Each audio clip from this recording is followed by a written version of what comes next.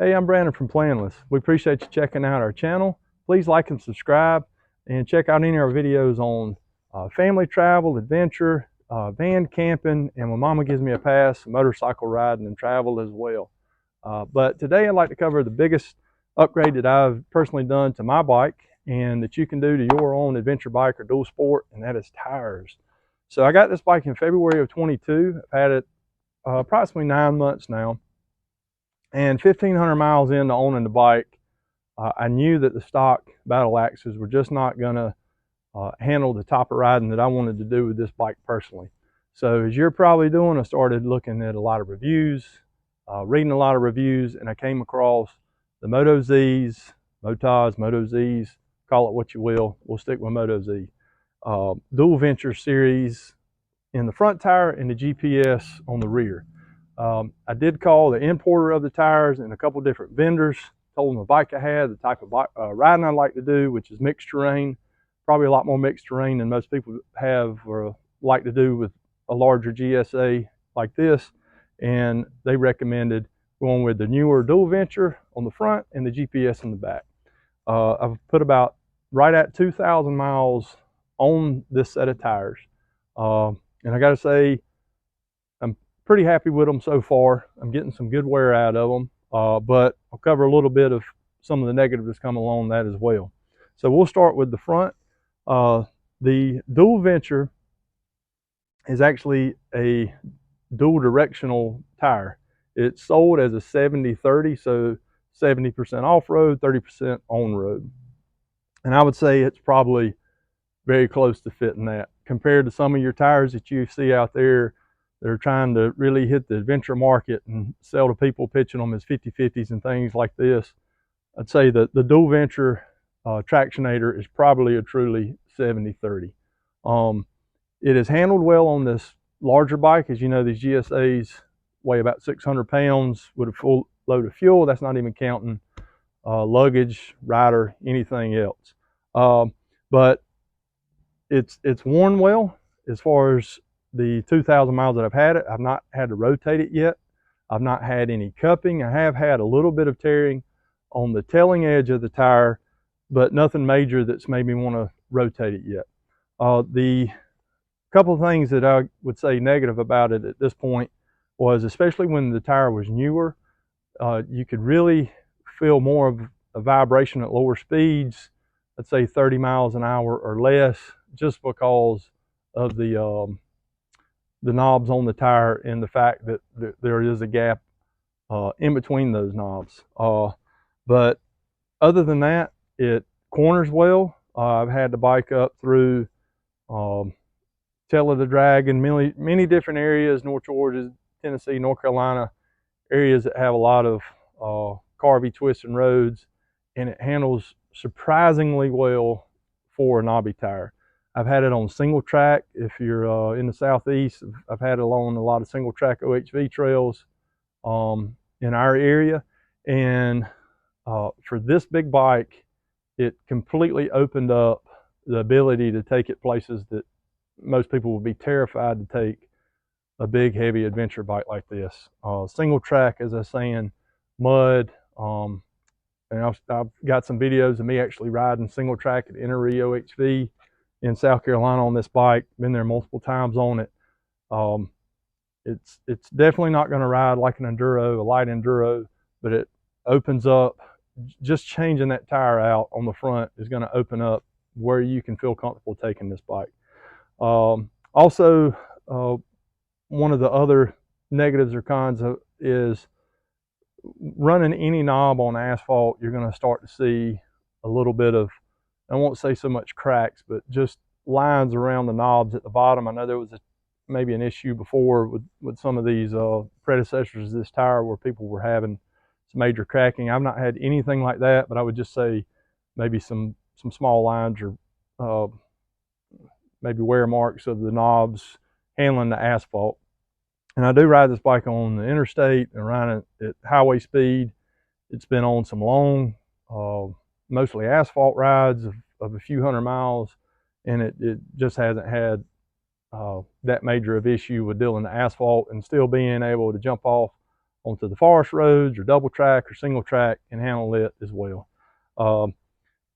The going back to the rear, went with the GPS, as I said, with it. It also has approximately 2,000 miles on it, and I'm pretty happy with it as well. The GPS is pitched as a 50-50, but it's dual directional to where you can rotate it to be a little more aggressive if you're primarily riding off-road. I've kept it in the stock format that keeps it as a 50-50. I would say maybe it's a little more road oriented than a 50-50. Where I've been so far, it is very smooth on the road because it has a centerline tread that helps the bike or the tire ride on the centerline tread when you're at the highway. But then once you're off the highway, the outside lugs of the tire lock in, I guess, to the whatever terrain you're on. I would say there's times that I probably wish for more traction on the back, especially with the weight of this bike in dirt and gravel. I can kind of feel it. I've ridden with my wife on the back on some gravel roads, forestry roads, and I can still feel a little walking when I'm by myself. It's not as much of an issue, but definitely on more of the dirt, I can see where I may want something a little more aggressive in the future, or may toy with it. But I would say if you're looking for long travel, maybe doing the TAT or some of the longer, mostly hard packed terrain, asphalt, GPS is a great tire. People are getting super high mileage out of it, and I think it's kind of a competitor to the Heidenau tire. The treads look eerily similar, almost identical. The GPS is supposed to be a softer compound, from what I understand. It does handle wet conditions well. I've ridden probably close to 300 miles one day in the rain, and never had an issue where I felt really sketchy with the front or rear tire on it. They both locked in really well. So yeah, opens both. The tires have opened up the ability of the bike. The vibration, I just dealt with it. Is what you kind of get going to a more aggressive tire. Noise level is something you also kind of deal with going with a more aggressive tire, but it's manageable. One thing with these tires is, I'd say probably the biggest negative is their cost. I think the GPS, when I bought it, with the GPS and the dual venture, it was around $500 or so, and then I did the install myself, but usually you're probably running around $600 or so, I think, when I checked for install with the tires. But with the mileage you're getting out of them, I'm feel more comfortable spending a little more for a quality tire that I'm gonna get longer mileage out of than some of the ones that you see that people are only getting 2,000 miles out of them on these bigger, heavier bikes. So yeah, cost is one thing to look at when you're going into them, and what you feel comfortable with that. But overall, I'm going to run these out, and I'll give another update once I get to a point to where they need to be replaced. As I said, I'm at 2,000 miles now. I've got a lot of tread. I'm going to keep running them until I get to where they won't run anymore, and then kind of weigh my options at that point. I may try some other, may go to something a little more aggressive on the back to see how it wears. But yeah, we'll take a look at the tires and show you how they're wearing. So here's the front, just to try to show you, getting a pretty decent even wear. I'm not getting some of the major cupping that I've seen on some other tires. The only thing I could point out is, I mean, get a little bit of a couple tears on the, like I was saying, on the leading edge. Nothing real major though. The tires really surprisingly held up well.